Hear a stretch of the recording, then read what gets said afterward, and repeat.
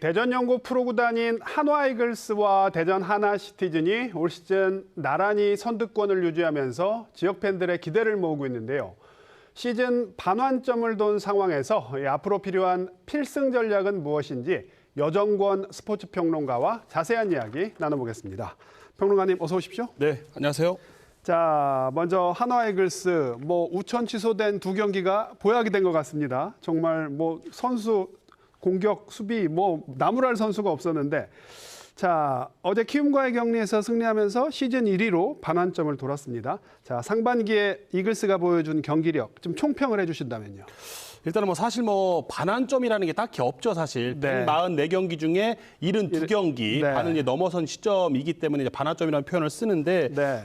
하나 이글스가 73경기를 치렀고요. 네. 43승 2승 29패 1무, 승률 네. 5할 9푼 7리로 네. 승패 마진 플러스 14. 네. 1위에 이제 오른 상황인데 네. 2위 LG 트윈스와 한 경기, 네. 그리고 3위 롯데자이언츠하고는 이제 2경기 차이에 불과하기 때문에 네. 상당히 1위지만 살얼음판 그렇죠. 1위를 걷는 지금 1위를 유지를 하고 있다. 이렇게 말씀을 드릴 수 있겠고 네. 사실 하나 이글스가 시즌 초반 굉장히 극심한 타격 부진에 네. 시달렸었잖아요. 꼴찌까지 내려갔었죠. 그렇죠. 예. 그럼에도 불구하고 강력한 투수진이 좀 네. 버텨주면서 네. 그리고 이제 적재적소에 타격이 이제 좀 반등을 해주면서 네. 연승 행진을 시작을 했고 그러면서 상위권에 단숨에 치고 올라가서 네. 잘 지금까지 버티고 있고 1위를 또 재탈환하는 그런 상황이기 때문에 상당히 지금 하나 이글스가 올 시즌의 어떤 행보라고 보면 네. 초반에는 부진했지만 그거를 극복하고 올라가선 거기 때문에 네. 쉽사리 떨어지지 않는 그런 네. 분위기가 아닌가 그런 생각이 들고 네. 하나 이글스 팬들 모두 아실 거예요.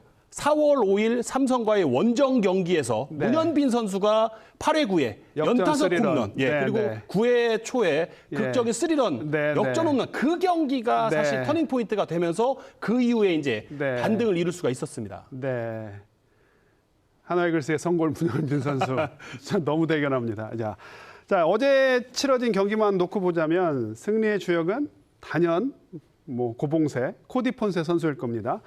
자, 어제 경기 승리해서 올 시즌 가장 먼저 10승고지에 올랐는데 특히 한화 이글스 최초로 또 KBO 사상 7번째로 개막 선발 10연승이라는 어마어마한 기록을 썼어요. 참 폰세 선수 계속 한화에 있었으면 좋겠는데 어떻게 보십니까?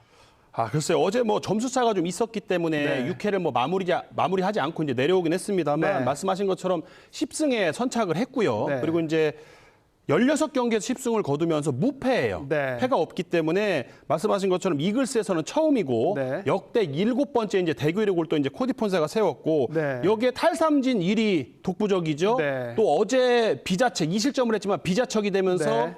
또 평균 자책점도 다시 1위로 네. 이제 재탈환을 했기 때문에 류현진 이후에 트리플 크라운 3관왕 도전이 유력하다. 아직도 이제 유효하다 이렇게 말씀을 좀 드리고 싶고 네. 그런데 말이죠 폰세만 말씀드리기에는 네. 라이언 와이스가 너무 그렇죠. 서운해할 것 같아요. 네. 그렇다고 보면 와이스도 지금 9승에 상당히 지금 좋은 페이스로 지금 네. 거의 코디 폰세급으로 못지않게 지금 버금가는 활약을 펼치고 있으니까 이 두 선수가 거둔 게 벌써 19승이에요. 네. 그래서 두 선수가 글쎄요 합작 40승 각각 20승도 좀 바라볼 수 있지 않는 페이스인가 또 그런 생각이 들고 만약에 그게 이루어진다면 네. 하나 이글스는 한국 시리즈 진출이 될 겁니다.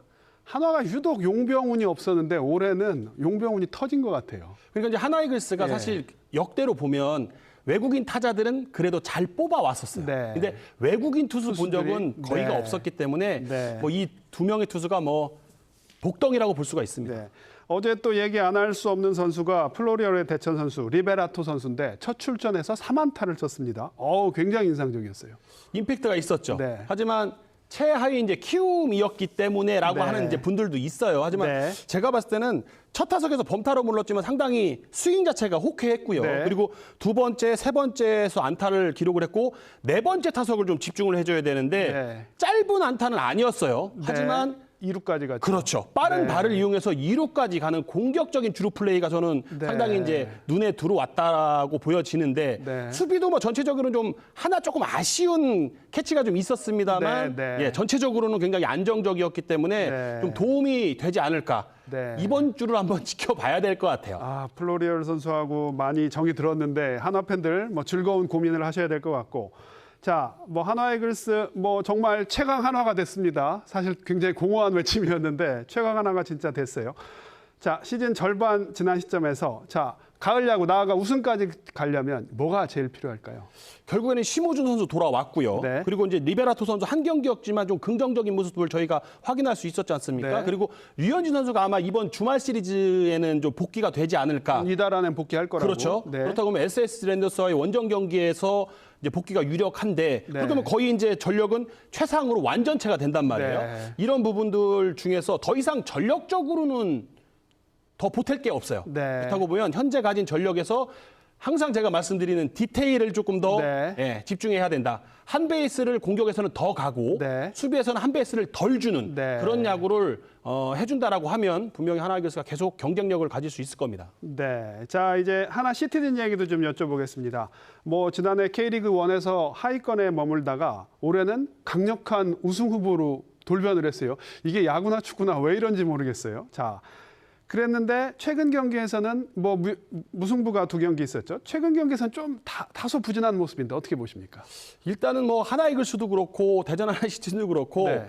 가장 중요한 건 전폭적인 지지와 투자입니다. 구단의 지지와 그렇죠. 팬들의 지지. 그렇죠. 네. 팬들의 지지와 전폭적인 투자. 네. 근데 두 구단이 전부 다 전폭적인 팬들의 지지는 항상 있어 왔어요. 네. 그런데 이제 대대적인 투자는 이번에 대전 하나시티즌도 작정을 하고 지금 전력 보강을 위해서 투자를 했고 네, 특히 늦가기 국가대표 골잡이 주민규 선수를 영입한 네, 건 뭐 네. 거의 신의 한 수가 되고 있고 네. 황선홍 감독이 지난 시즌 이제 지휘봉을 잡고 올 시즌 동계훈련을 통해서 팀을 좀 잘 정비를 했습니다만 네. 최근 이제 5월 이후에 9경기에서 2승 5무 2패. 네. 반면에 지금 1위에 올라 있는 전북 현대는 6승 3무. 네. 완전히 좀 이제 엇갈리면서 지금 전북이 좀 이- 치고 올라오는 분위기. 그렇죠. 네. 2위로 좀 내려앉은 그런 부분이 있고 사실 네. 이 9경기에서 상당히 수비 조직이 좀 무너지는 네. 9경기에서 9득점을 했는데 네.